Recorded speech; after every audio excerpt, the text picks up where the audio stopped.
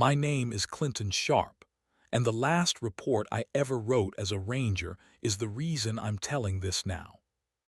Not because it was dramatic, not because it involved blood or screaming or anything that would have made for a clean ending. It ended my service because it wouldn't end at all. The incident stayed open in ways no form was designed to handle. In 1986, I'd been with the Park Service long enough to know how things were supposed to go. You observe, you document, you follow procedure. If something doesn't fit, you make it fit with careful language. That's how the system stays stable. That report refused to stay stable. At the time, I was assigned to a mountainous park zone that most visitors never reached. Not forbidden officially, just neglected. The kind of terrain that doesn't show up in brochures. Dense timber, narrow valleys, radio-dead spots we all learn to work around. I liked those assignments. Fewer people meant fewer variables. The day everything began was supposed to be routine. A boundary patrol after a storm, checking for washouts and fallen trees. I signed out a truck that rattled whenever you went over 30, folded my paper map along the familiar creases, clipped my radio to my belt, and headed out before sunrise. Nothing about that morning felt wrong. That's important. There was no warning bell, no sense of dread, just fog in the low areas and the smell of wet pine. It wasn't until late morning that the map stopped agreeing with the land. I noticed it first when a switchback appeared earlier than it should have. I checked the mileage, checked the compass. Everything said I was exactly where I was supposed to be, except the road didn't behave like the one I knew. It angled downhill in a way the contour lines didn't support. Subtle, but enough to bother me. I logged the discrepancy mentally, planning to note it later. Trails change after storms. Erosion plays tricks. That's normal. What wasn't normal was the radio. At around 11:20, I keyed in for a routine check. No response. I tried again on a secondary frequency. Still nothing. That wasn't unusual either. Those valleys swallowed signal all the time. But then I heard traffic that didn't belong to anyone on our roster. Breathing. Not loud, not panicked, just steady close to the mic. I waited, finger off the transmit button, listening. When I finally spoke, identifying myself by call sign, the breathing stopped immediately. Silence returned so completely, it felt deliberate. I should have turned back then. That's what procedure says when you lose reliable communication and encounter unexplained interference. But procedures are written assuming the land itself stays consistent. Mine was. The road narrowed, then vanished into what should have been a service trail. I parked the truck and continued on foot, flashlight in hand, even though the sun was still up. The forest canopy thickened until daylight became something filtered and indirect. I found the first marker nailed to a tree about a quarter-mile in. Old, faded, not in our inventory. It wasn't a warning sign, just a number, stamped into metal and half buried under lichen. That's when the feeling set in. Not fear, alignment. The sense that I had stepped into something already arranged. I don't remember hearing birds after that point. The absence didn't strike me as strange until much later. At the time, it just felt like the woods were listening instead of speaking.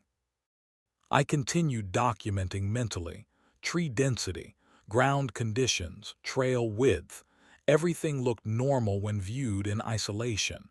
It was the sequence that was wrong. Distances compressed, turns repeated. I passed the same split rock twice from opposite directions.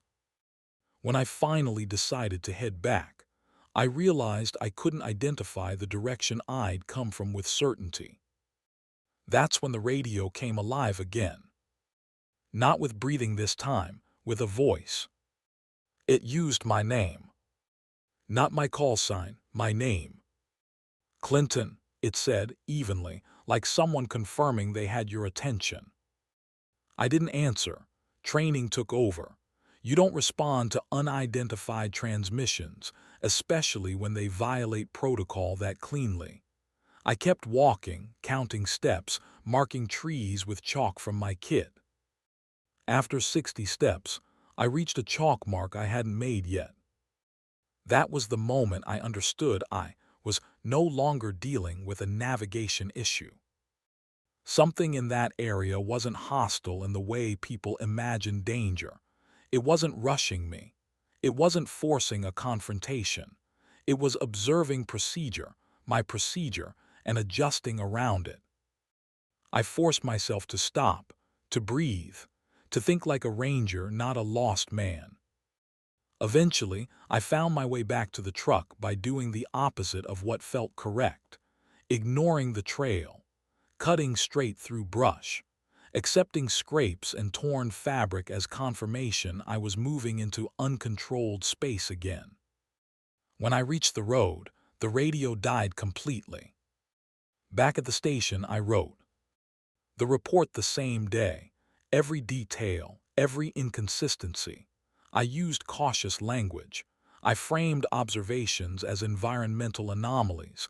I followed every rule I knew. 2 days later, I was called into an office I'd never been in before. And that's where my career quietly ended. The office didn't have a name on the door. That should have been the first clue.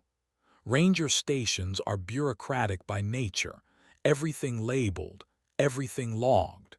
But this room sat at the end of a hallway I'd passed 100 times without noticing, like it had been waiting for the right moment to exist. Inside, there were 2 men I didn't recognize and 1 supervisor I did. My supervisor wouldn't meet my eyes. That told me more than any badge ever could. They had my report laid out on the desk between them, pages neatly aligned, corners squared. Someone had already highlighted sections in yellow, not the dramatic parts, the subtle ones. Distances, time stamps, my description of the radio transmission. One of the unfamiliar men asked me to sit. He didn't introduce himself. Neither did the other.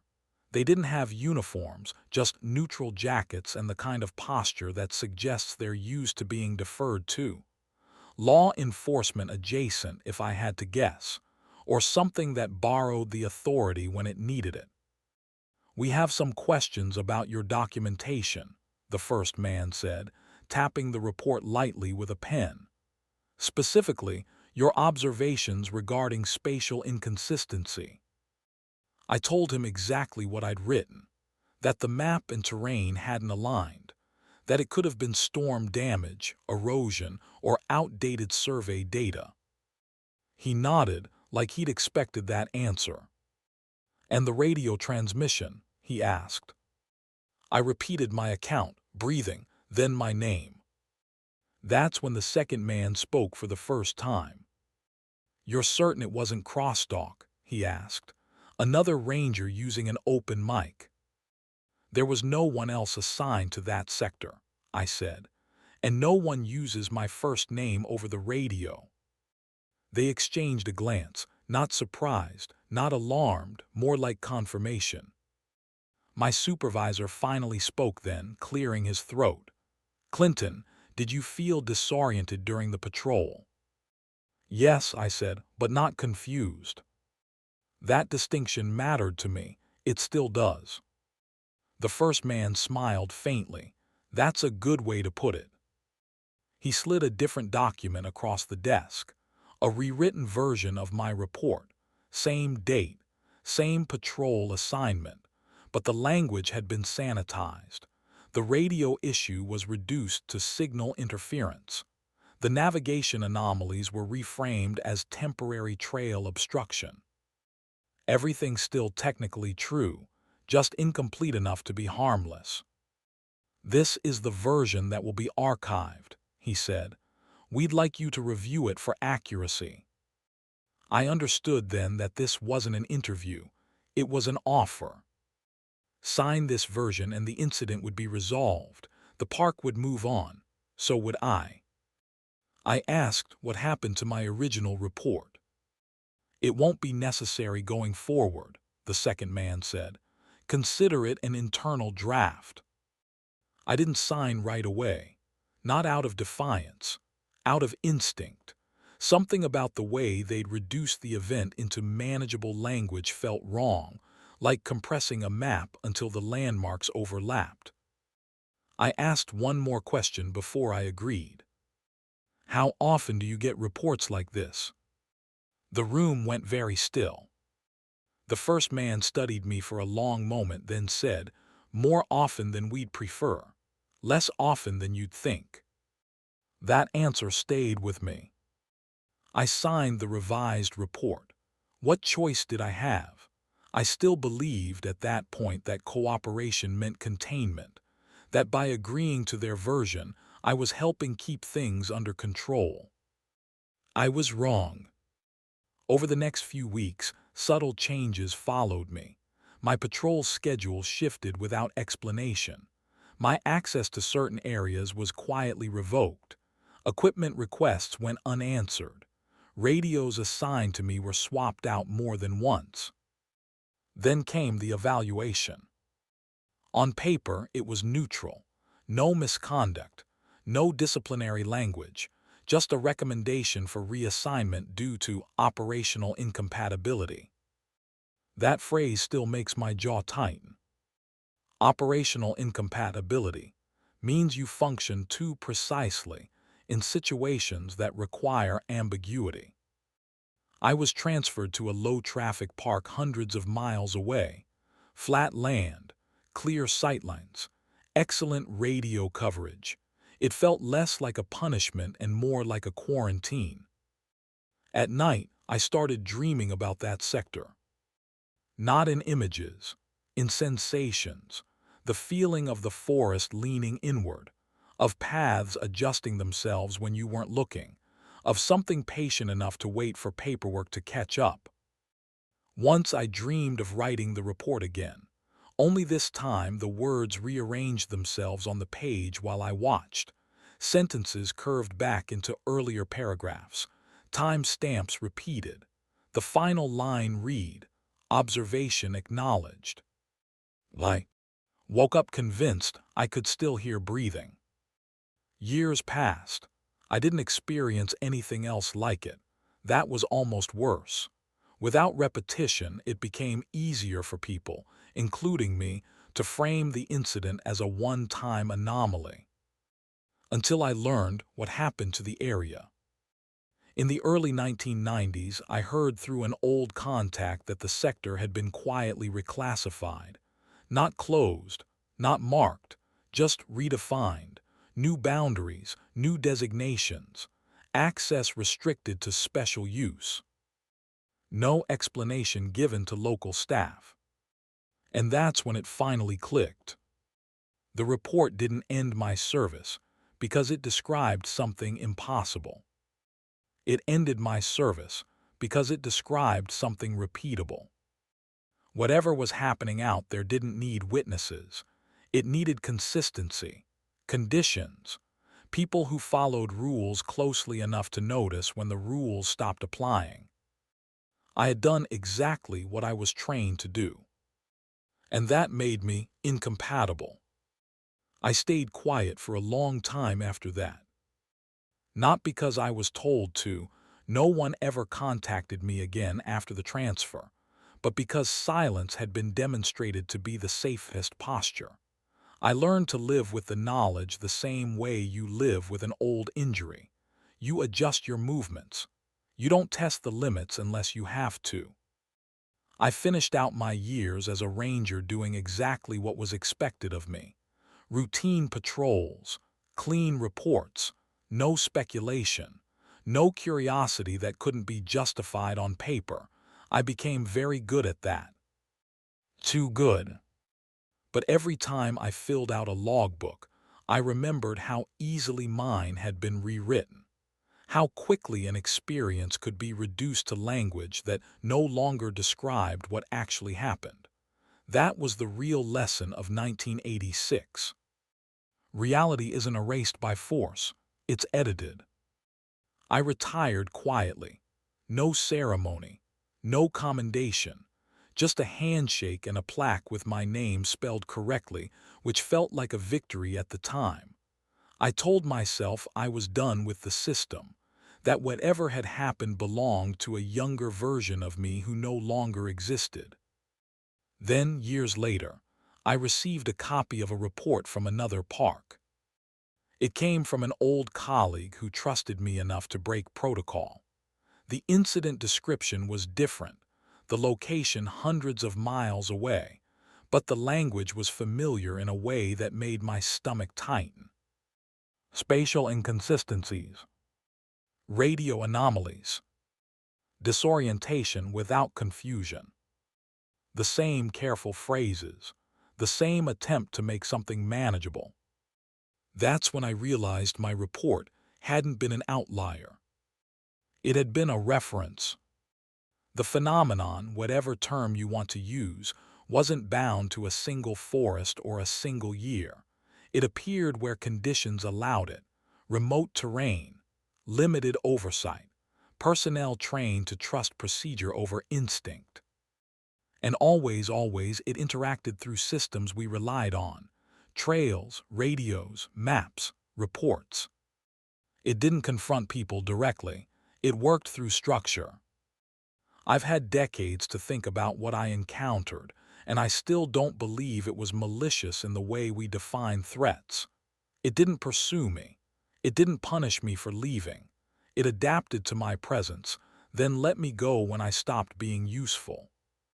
That's what frightens me most.